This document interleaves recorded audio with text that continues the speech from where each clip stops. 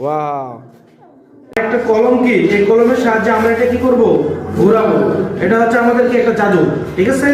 তো এই জাদুটা দেখার জন্য প্রথমে আমাকে কি করতে হবে, কলমটা একজন কি চুলে ঘষাও, ঘষো। ওকে, এবার আমরা দেখবো এই জাদু বক্স ঘুরে কিনা। ঘুরে ঘুরে ঘুরে ঘুরে, এই যে হলো আমাদের জাদু।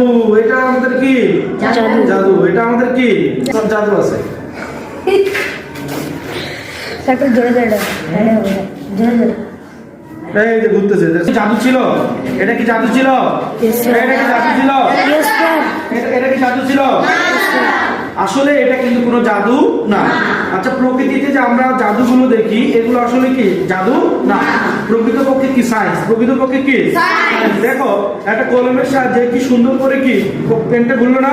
অর্থাৎ এখানে এই কলম দিয়ে যখন চুলকে ঘষানো হলো তখন এই চুলের ঘর্ষণের ফলে কি হচ্ছে, বিদ্যুৎ উৎপন্ন হচ্ছে। আর এই বিদ্যুৎ সাধারণত চৌম্বক কি করে, টানে। এই যার ফলে এখানে স্থির বিদ্যুৎ যখন সঞ্চিত হচ্ছে, এই সঞ্চিত বিদ্যুতের দ্বারাই পুরো পেন্সিলটা কি ঘুরতেছে। অর্থাৎ এটা কি সায়েন্স, এটা কি ছিল?